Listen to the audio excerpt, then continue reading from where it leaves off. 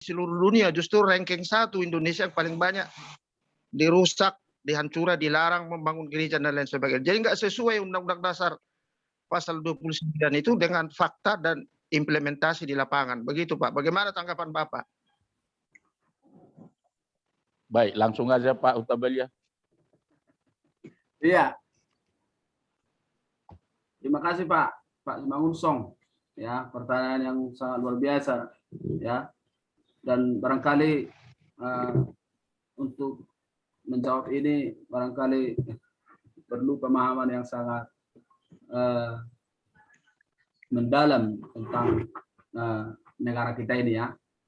Tetapi izinkan saya menyampaikan hanya mungkin pendapat Pak, bahwa kejadian-kejadian demikian memang sangat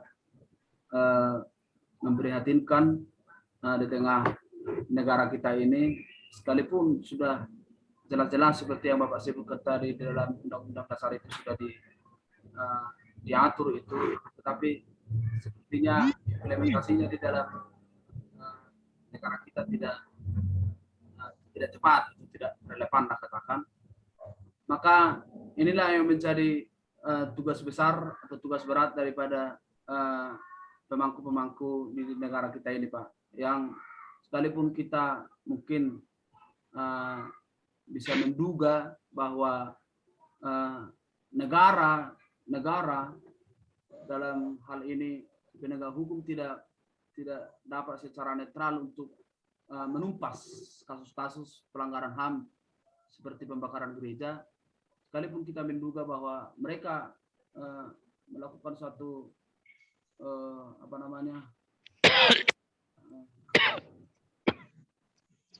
tebang pilih barangkali, tebang pilih dengan negara kita, dengan kepercayaan kita yang minoritas. Ya, tetapi pandangan saya karena memang negara ini adalah dari dulunya adalah negara hukum, kita harus positive thinking Pak, sebagai umat-umat Tuhan atau sebagai hamba-hamba Tuhan, dan menjadi tugas berat tadi yang saya sampaikan bukan hanya ada di pundak daripada pemerintah kita, tetapi ada juga di pundak kita sebagai hamba-hamba Tuhan untuk terbeban, untuk boleh berdoa. Hanya itu mungkin pendapat yang bisa saya sampaikan Pak. Diberikan tugas kepada kita untuk boleh berdoa sungguh-sungguh. Dan yang kedua tadi saya sampaikan di akhir pemaparan saya, paling tidak dari diri kita sendiri harus mengantisipasi supaya tidak terjadi hal-hal demikian. Ya.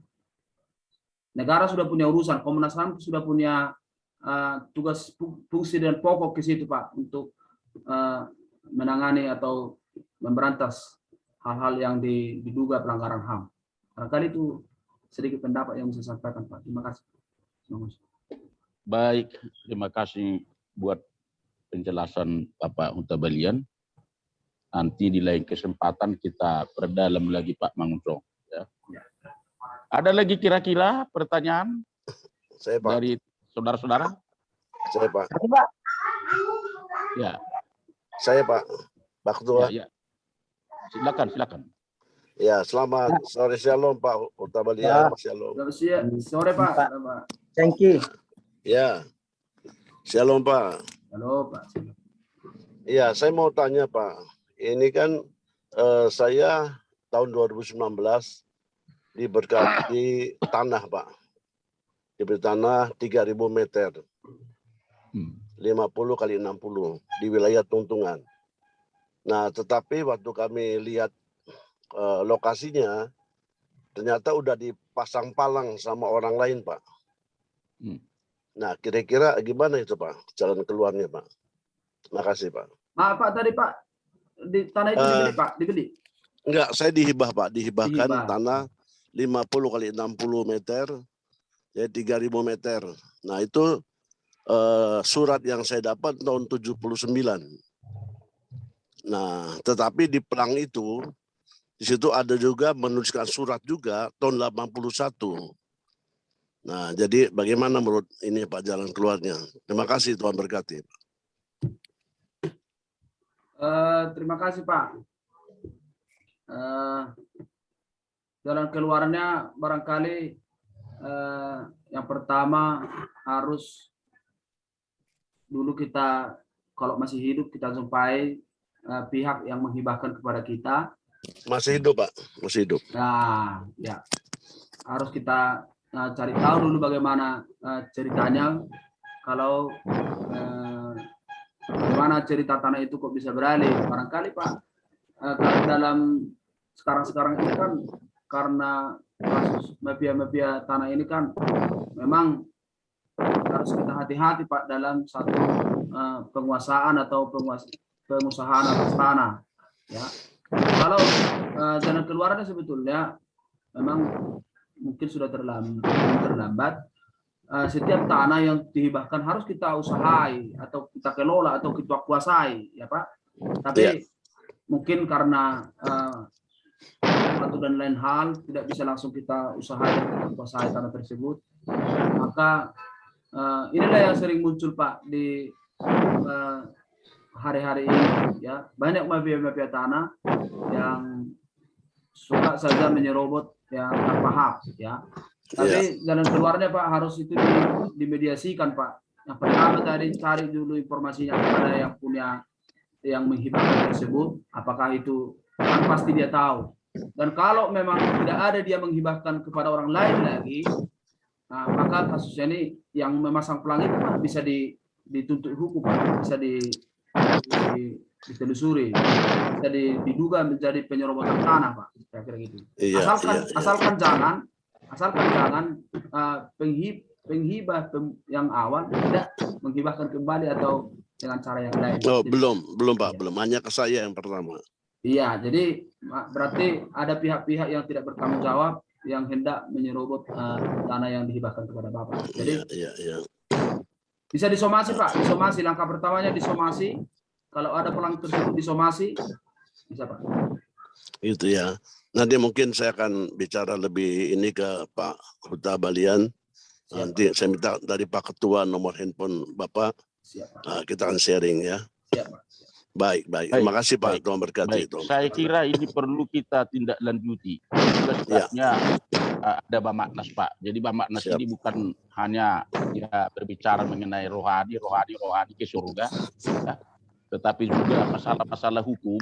Kalau ada terjerat hukum anggota Bamaknas, sini ada Bapak Huta Balian siap membantu, siap melalui jalur-jalur. Jadi saya kira Pak Sengki ini perlu ditindaklanjuti karena itu Pak 3.000 meter Pak. Iya, 3.060 50 kali 60. Ya nanti kita akan tatap muka langsung dengan Pak Huta Balian di lain kesempatan Pak. Siap. Terima kasih banyak. Terima kasih Pak Ketua. Masih ada satu orang lagi Pak? Masih ada satu orang lagi? Saya Pak. Ya dari mana ini Pak? Pak Ruben Pak, Ruben. Oh Ruben, oh ya, silakan Ruben Purba, ya Dr. Ruben Purba, silakan. Ya terima kasih Pak. Untuk sore hari ini saya tadi agak terlambat karena ada tamu. Oh baik. Cuman tadi masalah hukum ya, ini kan kompleks sekali masalah hukum. Ya. Kadang yang tidak dipermasalahkan jadi permasalahkan. Jadi pertanyaan saya gini Pak, apa yang membuat orang terjerat hukum memang harus ditetapkan menjadi tersangka atau memang ditetapkan hukum tidak jadi tersangka? Nah, jadi kadang yang sudah tersangka jadi tidak tersangka, tapi yang jadi tersangka jadi tidak tersangka, dan yang tidak tersangka jadi tersangka. Kira-kira apa yang bisa ditetapkan orang menjadi tersangka dan juga orang yang tidak bisa ditetapkan jadi tersangka? Nah, mungkin itu aja yang jadi pertanyaan saya Pak. Terima kasih Pak. Baik. Silakan Pak Huta Balian. Silakan. Baik, terima kasih Pak Ruben. Pertanyaan yang sangat luar biasa dan sangat praktis barangkali ya. Dan untuk menjawabnya memang sore-sore seperti ini yang membutuhkan konsentrasi ya. Ya, syarat mentersangkakan seseorang sudah jelas itu ada di aturannya Pak. Kitab Undang-Undang Hukum Acara Pidana, ya, Kitab Undang-Undang Hukum Acara Pidana nomor 1 tahun 81 itu sudah jelas.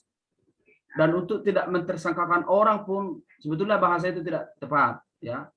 Ya, orang yang sepatutnya tersangka haruslah tersangka, yang tidak sepatutnya tersangka, yang tidak sepatutnya menjadi tersangka itu harus dilawan, ya.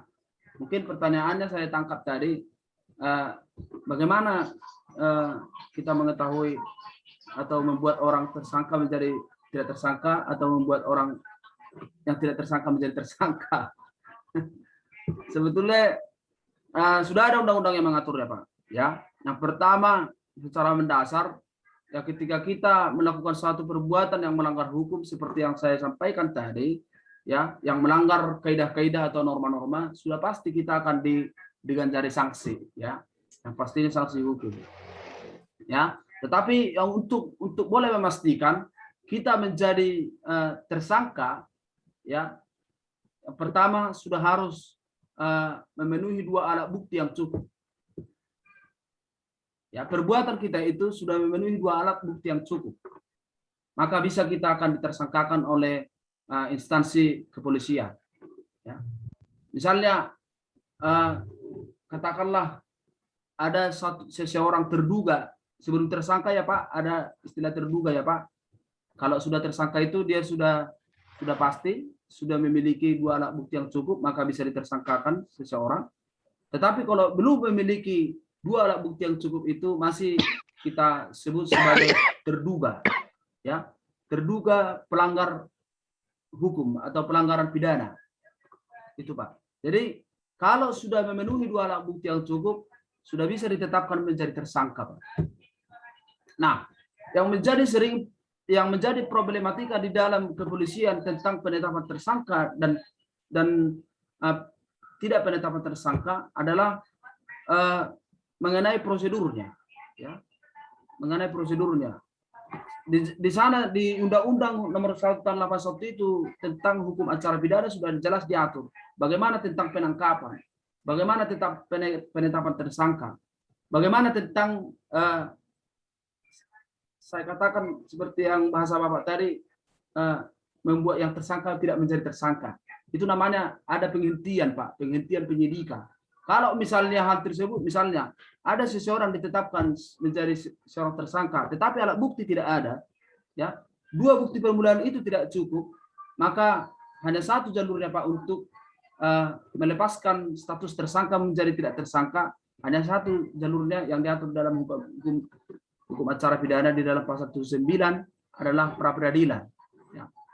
Diajukanlah permohonan pra peradilan oleh tersangka atau keluarga tersangka atau kuasa hukum tersangka untuk diuji penetapan tersangka tersebut di pengadilan, namanya pra peradilan, supaya oleh pengadilan menetapkan apakah perbuatan seseorang tersebut, ya, pantas, apakah perbuatan dugaan seseorang, perbuatan kejahatan seseorang tersebut layak atau pantas ditetapkan sebagai tersangka atau tidak. Maka itu akan diuji di proses pra peradilan Pak.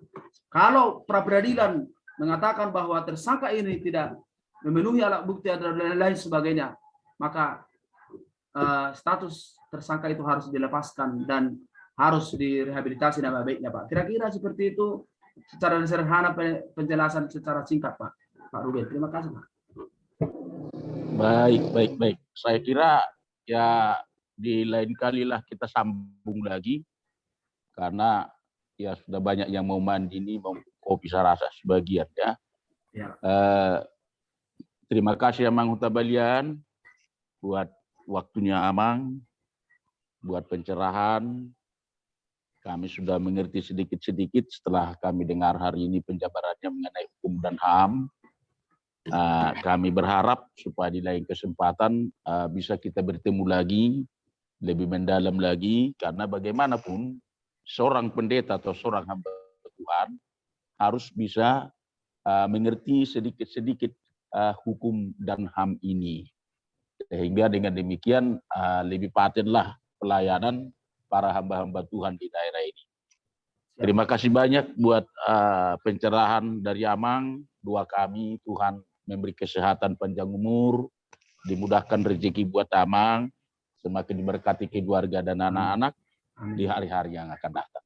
Amin, Pak. Tuhan kiranya memberkati. Kemudian kita masuk sebentar ke bagian acara pelantikan di PC Bamaknas Kota Medan tanggal 4 September hari Sabtu mendatang ini. Bapak Ibu Saudara sekalian, perlu kami sampaikan bahwa di acara pelantikan ini kita tidak mengundang wali kota. Sebab peraturan wali kota Medan yang sudah ditandatangani oleh beliau bahwa PPKM ini berjalan hingga sampai tanggal 6 September. Jadi berdasarkan hal itulah maka BPH telah berumbuk untuk pelantikan ini, beliau tidak diundang. Bahkan dari Depak Kota Medan pun juga Dewan Pembina kita tidak undang. Hanya Won Chun Sen, anggota DPRD PDIP yang kita undang kalau berkenan beliau hadir hari Sabtu. Kemudian Bapak Ibu, undangan kita juga terbatas dalam pelantikan ini. Ya, kenapa terbatas? Ya, karena kita melihat situasi dan kondisi di Sumatera Utara, khusus Kota Medan, masih di level 3. Jadi kita harus tetap mengikuti protokol kesehatan yang sudah diaturkan oleh pemerintah.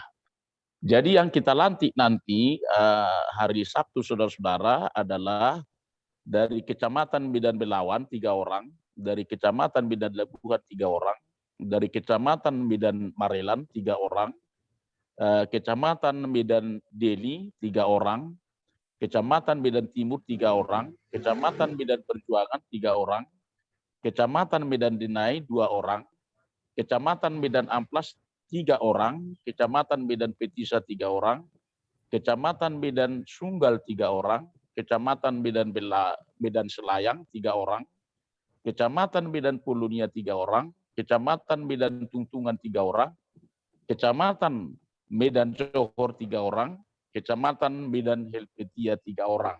Jadi yang kita lantik itu 44 orang, karena tadi dari Medan Denai belum ada 1 orang anggota mereka. Kemudian saudara, acara pelantikan ini, di dalam acara pelantikan ini tidak dibenarkan membawa anak, tidak dibenarkan membawa suami atau istri yang tidak masuk di dalam keanggotaan. Jadi yang datang hanyalah yang dilantik dengan pengurus BPH dan Departemen Kota. Itu yang datang. Jadi kami perkirakan hanya sekitar 65 orang yang datang. Kemudian waktunya sangat singkat kita buat ibadah, ya, sesudah selesai ibadah langsung pelantikan. Sesudah selesai pelantikan, kemudian kita ada pembagian beras, ya, pembagian beras kepada semua anggota, ya, di mana ya pandemi masih tetap ya merajalela di Indonesia Sumatera Utara, maka Bamaknas Kota Medan berbagi kasih, yaitu memberikan 10 kilogram beras untuk masing-masing anggota yang sudah dilantik. Kemudian kita ada makan bersama. Nah, setelah itu nanti kita foto-foto. Setelah selesai foto-foto, kita langsung selesai dan bisa pulang ke rumah masing-masing. Jadi inilah acara kita hari Sabtu. Diusahakan sekitar 2 jam selesai semua. Jadi jangan bapak-bapak, ibu-ibu terlambat datang. Kita mulai jam 9 dan diusahakan nanti jam 12 sudah selesai semua. Kita foto-fotoan, kita bagi beras, kemudian kita makan bersama sudah selesai jam 12. Kemudian kita akan menjaga jarak juga di sini di gereja ini. Kita akan buat bangku-bangkunya 1 meter atau lebih ya jaraknya, sehingga tidak mengganggu kepada saudara-saudara kita yang lain. Itu saja informasi yang kami sampaikan. Kemudian tolonglah dipakai semua pakaian seragam. tolong dipakai pakaian seragam, yaitu pakaian Bamaknas. Ya. Kemudian setelah selesai nanti kita pelantikan ini dalam waktu singkat, DPC di kecamatan akan memilih departemen-departemennya untuk melantik langsung. Mereka ini nanti akan melantik langsung ya. Ketua DPC atau ya pengurus DPC akan melantik langsung departemen-departemen di kecamatan-kecamatan dengan dalam waktu singkat. Kemudian setelah itu kita akan rapat gabungan untuk menyusun program kerja kita tahun 2022. Dan program kerja itu harus sudah selesai, harus sudah final bulan 10. Program kerja kita sudah harus masuk ke wali kota. Tidak boleh terlambat Bapak Ibu. Supaya nanti bisa dibahas di rapat paripurna bulan 12. Ya kita berdoalah ya hubungan kita sekarang dengan Pak Bobi agak baik, ya hubungan Bamaknas ini agak baik. Kita sudah pernah ketemu dengan beliau dan kita sudah ya sampaikan apa ini Bamaknas, apa program kerjanya, dari mana-mana izinnya sudah kita sampaikan kepada beliau dan beliau sudah memahami itu. Oleh karena itu mari kita berdoa supaya Bamaknas Kota Medan ini tidak ada perpecahan, tidak ada perselisihan, tidak ada mengadu domba satu sama lain, tapi tujuan kita adalah supaya Bamaknas ini benar-benar bisa menjadi berkat kapan saja, di mana saja, dan dalam situasi kondisi apa saja. Di luar daripada gereja kita lokal yang kita layani sehari-hari, biarlah kita juga bisa menjadi berkat di luar gereja kita atau menjadi berkat bagi siapa saja, termasuk pemerintah yang ada di Kota Medan. Nah, inilah yang bisa kami sampaikan. Kami harap supaya hari Sabtu Bapak Ibu jangan sampai terlambat datang. Kita mulai acara kita jam 9. Kemudian pengurus harian, jangan lupa besok kita ada JR di sekretariat dimulai jam 4. Nah, kita akan susun semua cara-cara yang akan kita selenggarakan pada hari Sabtu yang akan datang.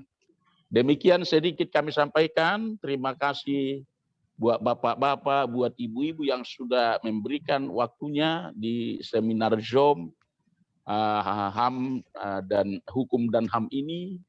Ya, semoga kita semua diberkati oleh Tuhan, sehat-sehat, panjang umur kita semua, dimudahkan rezeki, dimudahkan kita melayani pekerjaan Tuhan, dan kita bisa melewati tahun 2021 ini dengan sehat, walafiat, dan kita bisa menginjakkan kaki kita di tahun 2022 yang akan datang.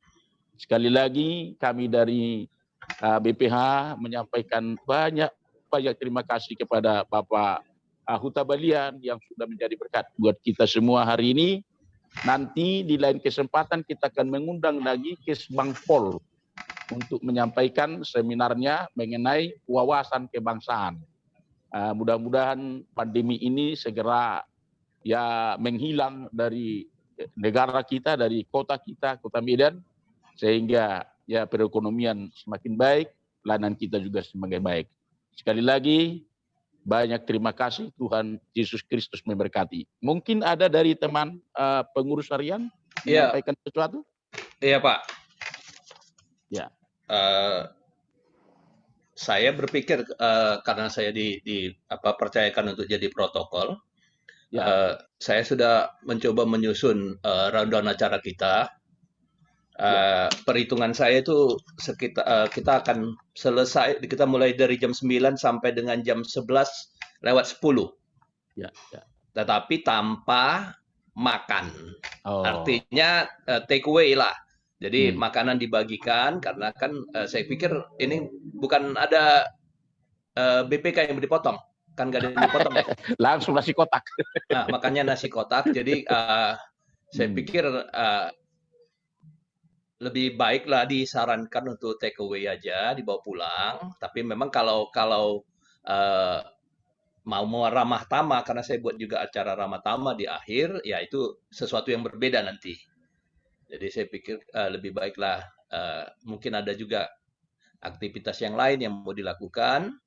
Tapi kalau di rundown acara saya buat kita setelah foto bersama, kemudian makanan dibagikan, karena bentuknya nasi kotak, kita boleh putuskan masing-masing mau tinggal di situ tetapi tidak berkerumun atau bawa pulang.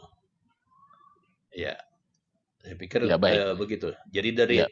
dari jam 9 sampai dengan jam 11 lah acara kita, 2 jam. Baik. Ya. Jadi nanti pembagian beras itu Pak, itu sekitar 15 orang dipoto, Ya. 15 orang dipoto. Ada 3 kali masuk atau 4 kali masuk dalam pembagian beras, tapi harus dipoto supaya ada Pak laporan pertanggungjawab kita nanti ke Pemko. Iya, saya kira nanti kan mekanismenya bisa kita atur seperti waktu yang lalu. Iya. Tapi memang waktu yang paling banyak rata-rata ini sekitar nanti pujian 15 menit. Saya kira tambah doa 3 menit. Kemudian nanti khotbahnya yang memang saya perhitungkan agak panjang, di sini 42 menit. Tapi ini kan nanti bisa kita atur supaya kalau foto bersama itu juga nanti kita bisa selesaikan dalam waktu 2 kali 60 menit. Iya. Baik. Semua. Jadi Terima kasih. saya kira masih ada waktu untuk berfoto juga semua itu. Ya, baik. Masih ada kira-kira dari BPH? Ya, buka dulu Pak, buka mic-nya Pak, buka mic-nya. Buka mic-nya Pak Manguncong.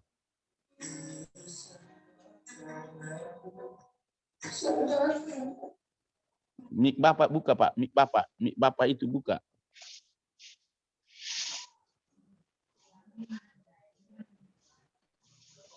Udah Pak. Ya, silakan. Kalau boleh khotbah itu 30 menit aja Pak.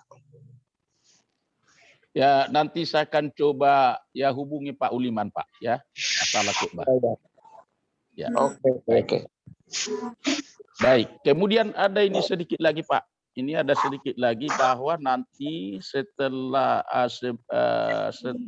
pelantikan ada ini 4 bagian ikrar yang harus disebutkan oleh semua yang dilantik. Ada 4 ikrar. Jadi nanti ada 1 orang membacakan ikrar ini, kemudian semuanya mengikutinya. Ya, kira-kira demikian. Saya tambahin ya Pak ya sedikit ya. Jadi ada di nasional ada pembacaan SK. Iya. Pembacaan SK. Jadi mohon disiapkan SK yang mau dibacakan. Kemudian juga baru pengucapan janji. Iya. Dulu baru bisa dilantik. Kalau tidak ada janji tidak boleh dilantik. Baru kemudian masuklah pelantikannya. Ya. Baru kemudian penyerahan pataka bendera secara simbolis nanti. Ya. Kita sudah siapkan SK-nya, kita sudah siapkan juga ikrarnya, kita sudah siapkan benderanya. Tinggal pelaksanaan nanti ya kita akan doakan supaya Tuhan memberkati. Ya. Ada lagi Pak, kira-kira dari BPH? Sedikit Pak Ketua. Ya Pak Jess, silakan. Apa enggak kita sediakan petaka untuk kita serahkan secara simbolis? Bagaimana, Bang? Ada di sini bendera kita 1 itu saja. Itu aja nanti secara simbolis sudah dibuat Pak Sekretaris bendera kita Pak, sudah selesai. Oke, Bang. Terima kasih. Oke. Ya. Itu aja, Bang. Ya, baik. Pak Sahat ada kira-kira Pak? Pak Sahat yang mau disampaikan? Ya, kalau dari saya Pak, usul kalau boleh sesingkat mungkin kita buat. Seperti tadi Pak Manguncong bilang 30, kalau bisa 20 ke 30 menit lah renungan itu.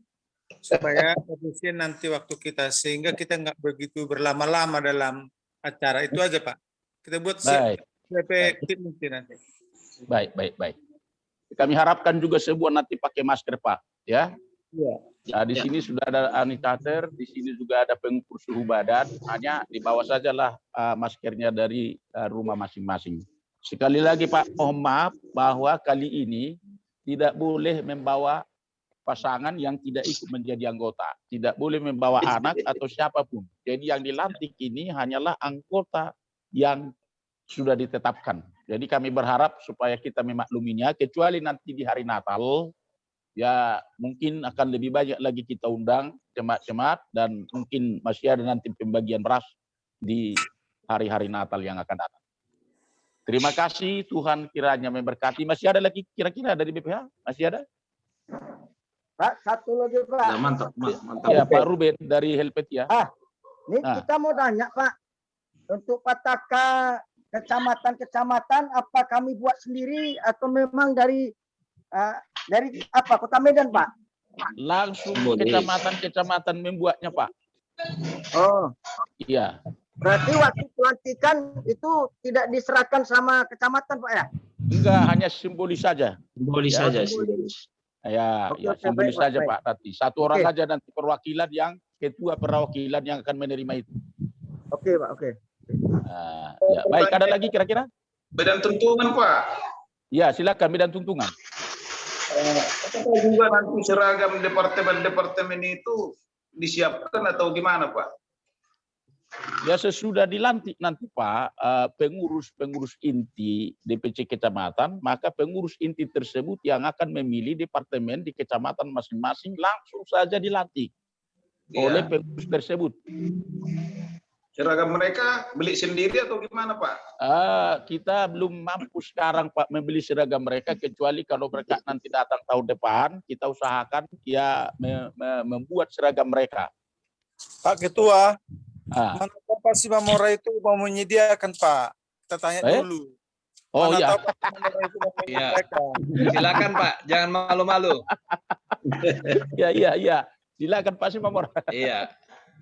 Iya, pertanyaan kami, apakah seragam mereka juga disiapkan oleh Bamaknya Kota Medan gitu, Pak? Ya, sejauh ini belum bisa kita siapkan Pak sejauh ini. Ya mudah-mudahan tahun depan kalau berkatnya datang kita bisa siapkan. Oke, Pak. Oke. Pak Ketua, Ya, silakan Pak. Thank you. nanti saya kirim aqua Pak Ketua 3 dus. Oh, Tuhan berkati. Ya. Tuhan berkati. Amin. Halo. Terima kasih. Berarti harus makan di tempat ini, harus makan di tempat kalau ada kiriman aqua. Take away, tetap take away. Tetap take away. Ya. Oke. Ya. Ya. Jangan hanya kuah Pak, transport ketua juga. Saya juga mau Pak, saya juga bersedia menerima. Mujizat tanpa batas. GB mujizat nyata udah diberkati loh. Amin. Haleluya. Ya, Ada lagi doakan kira-kira Pak, Bapak semua Ibu? Ada lagi? Ya. teman-teman semua Saya doakan tanah yang 3.000 meter. Usul Ya. terakhir Pak, fotolah Ya. kita terakhir ini, kalau sudah mau bubar. Gimana Pak Panjaitan? Tommy, foto kita. Oh, dipoto dulu Pak. Iya, harus dipoto lah. Foto Pak Panjaitan.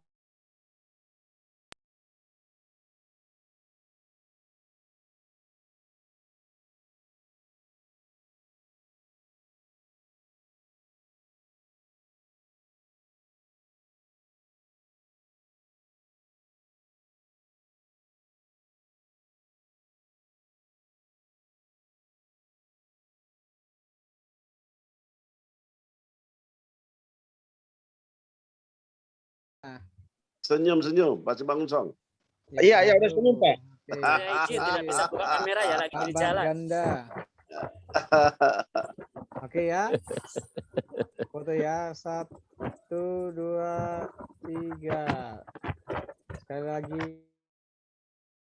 Berkati Bapak Upadia yang sudah memaparkan materi seminar tentang hukum, berkati keluarganya, pekerjaannya, dan semua kami yang hadir dalam Zoom ini, berkati semua dari Bapak Ketua, Sekretaris, bendahara semua yang ikut mengambil bagian di dalam Zoom ini. Demikian juga rencana kami hari Sabtu tanggal 4 berjalan dengan baik. Cuaca Amin. juga baik. Mulai Amin. dari awal sampai kami pulang tiba dengan selamat di rumah kami masing-masing, semua dengan penyertaan Haleluya. Dalam nama Yesus. Bapak yang baik. Amin. kasih juga Bapak Sengki yang mau menyumbang aqua. Amin. Terima kasih. Mau berkorban di hari yang akan datang Terima untuk kasih. kepentingan Tuhan. Amin. Terima kasih Bapak yang baik, kami bersyukur Tuhan mendengar doa kami. Dalam nama Yesus kami berdoa. Kita ucapkan haleluya dan amin. Haleluya. Amin. Haleluya. Amin. Haleluya. Amin. Halo. Halo. Halo. Mantap, Amang. Mau lihat nih. Oras. Orang. Orang sedikit. Oras.